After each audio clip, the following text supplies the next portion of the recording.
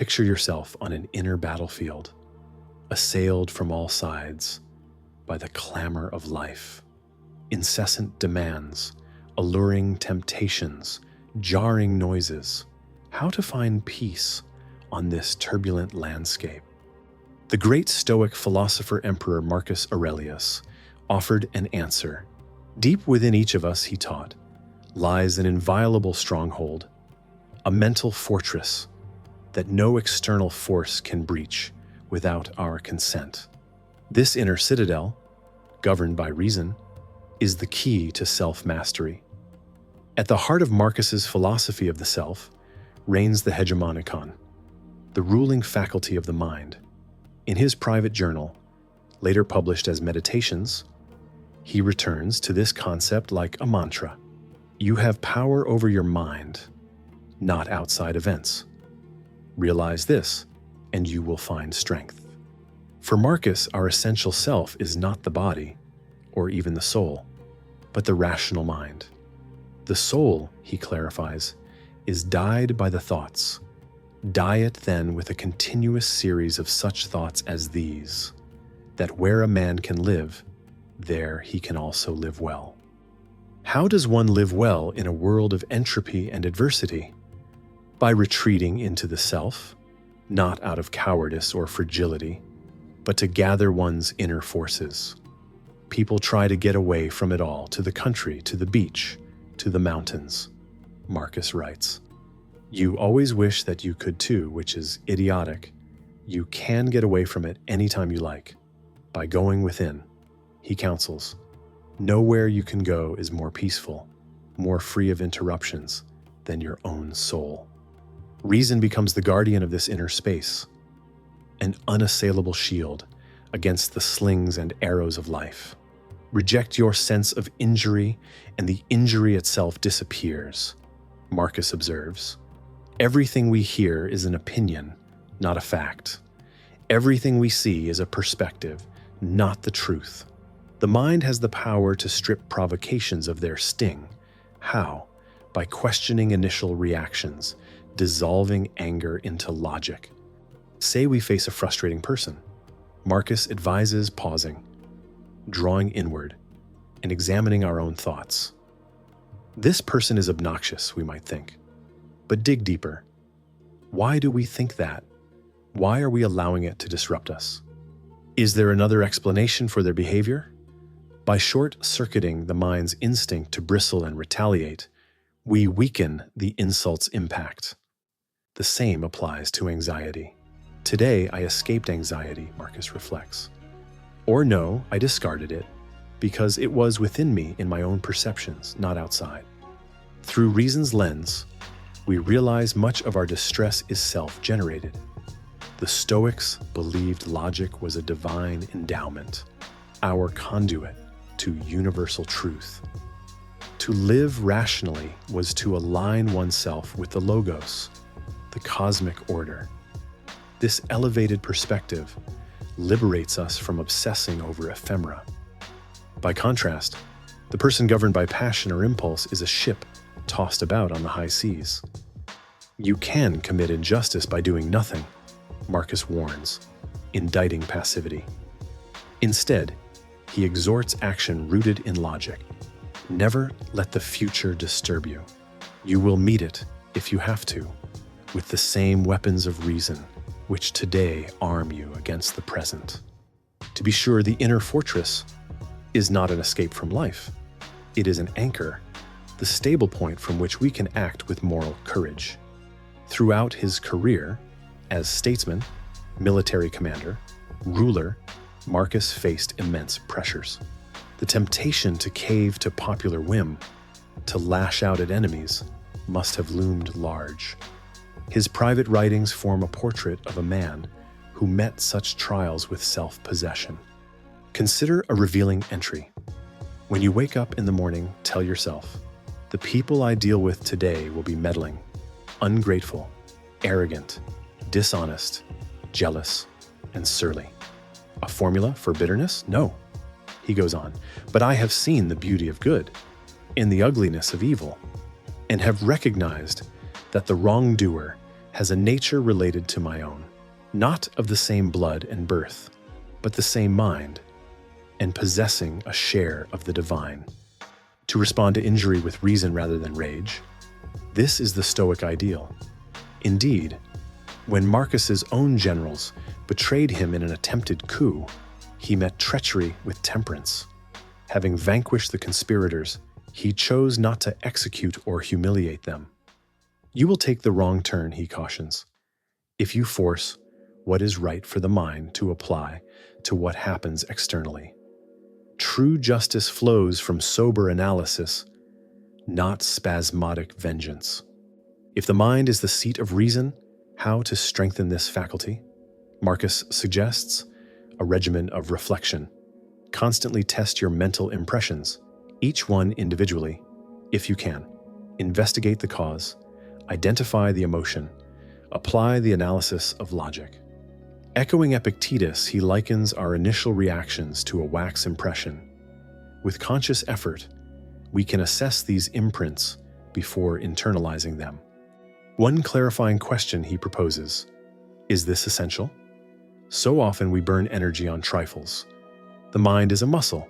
Why waste it on matters outside our control? You are distracted by trifles. Marcus chides himself. Focus on what's important: your work, your purpose, your nature.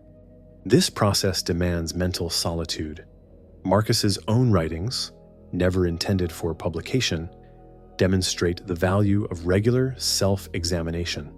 By engaging in daily journaling, we can monitor destructive thoughts before they metastasize. We become custodians of our own character. Importantly, self-scrutiny should not become self-flagellation.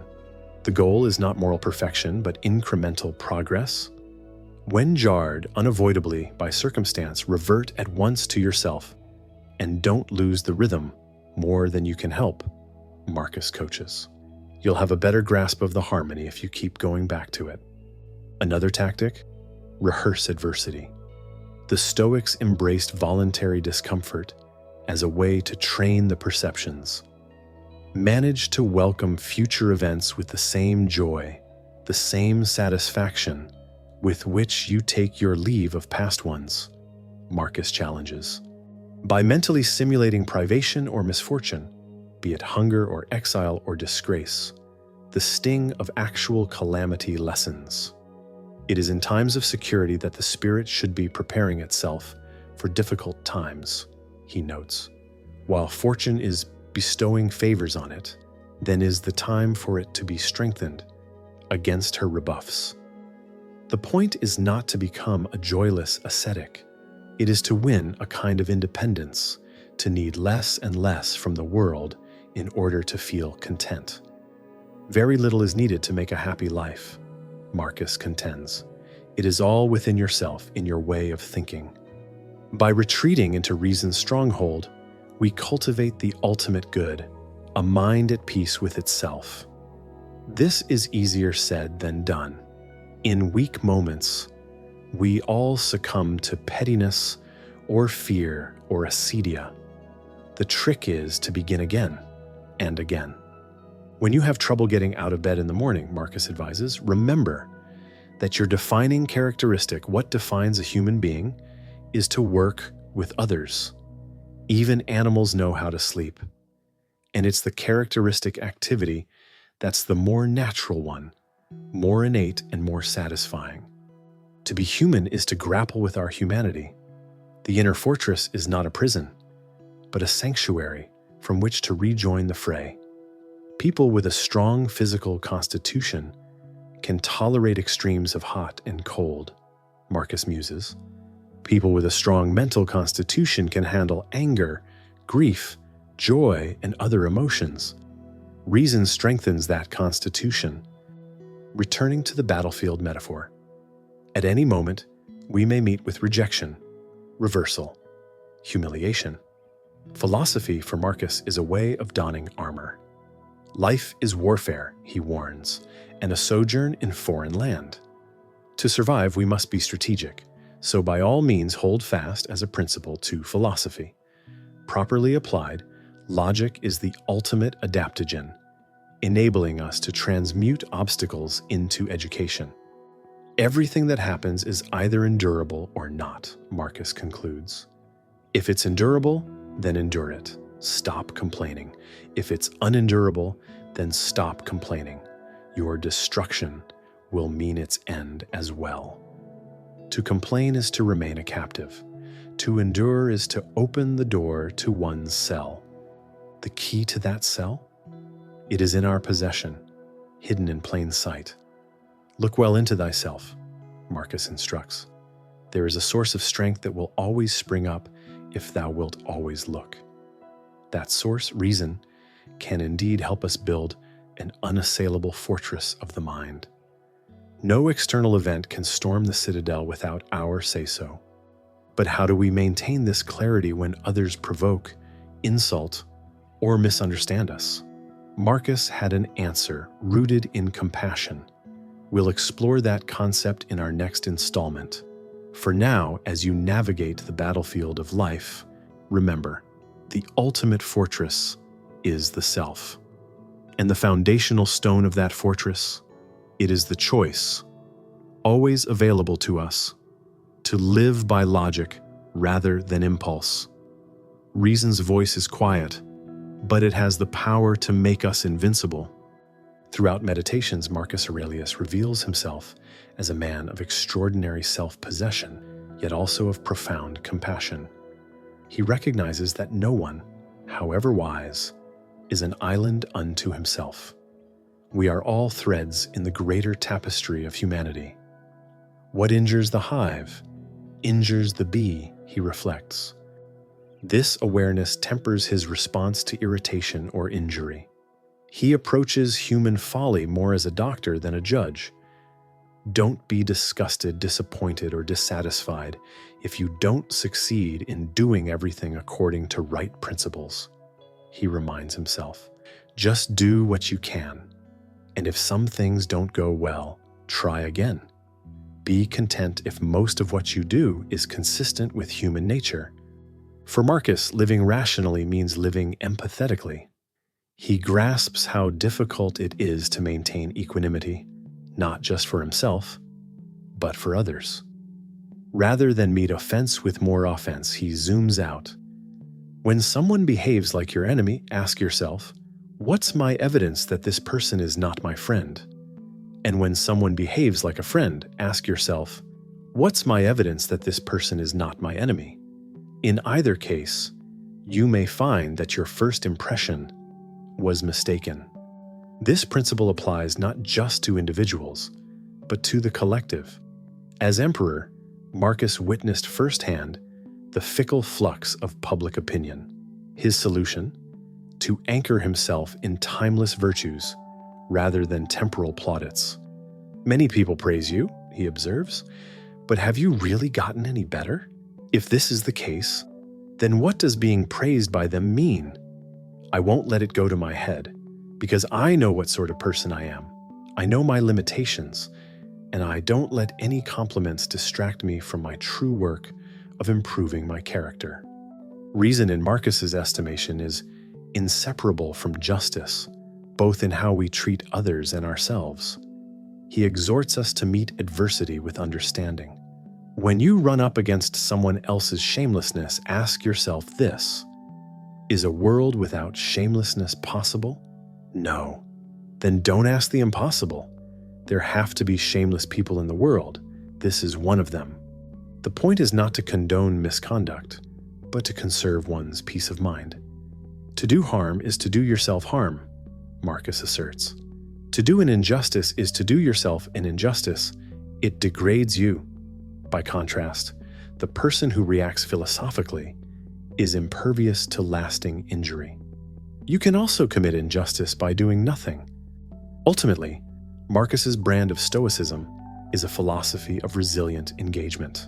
He challenges us to be caring citizens on the wider stage of life. People exist for one another, he declares. You can instruct or endure them. To choose endurance over embitterment is an act of moral courage, one that ennobles us as individuals and as a species. As a head of state, Marcus had to reckon daily with humanity at its best and worst.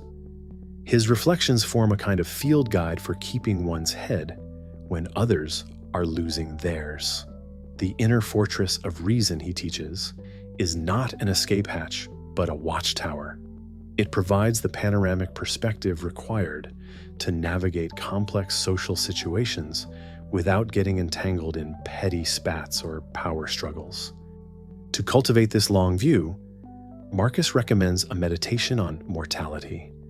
He doesn't intend to depress, but to de-escalate conflict and reorient our priorities. You could leave life right now, he muses. Let that determine what you do and say and think. By remembering death, we can resurrect meaning. Reason, relationships, right action. In Marcus's philosophy, they form an inseparable triad. The art of living well is the art of balancing self-sufficiency with civic service. As he puts it, what is it to be a good man? To live each day as though it were your last, without frenzy, without apathy, without pretense. The inner fortress, that bastion of logic and lucidity, is a base camp for our most important mission, to leave the world a little better than we found it. In the end, Marcus suggests, reason and goodness are two sides of the same coin. Or to use his metaphor, what benefits the city benefits the citizen. To live wisely is to live justly, and to live justly is the ultimate wisdom. So as you go forth from this contemplation, remember, your mind is your citadel. No event can breach it without your permission. When a bolt of anger or anxiety strikes, put up reason's shield. Question your initial reaction. Hunt for alternative perspectives. Zoom out to the cosmic view. The resulting peace is not apathy. It is the starting point for right action. Reason's flame may burn quietly, but by its light you can lead yourself and others out of the darkness of discord. The mind, Marcus teaches, is not a prison. It is a palace of infinite potential, a cathedral whose foundations are laid by living rationally. Build it, brick by sanity-saving brick, and you will have an impenetrable stronghold of the soul.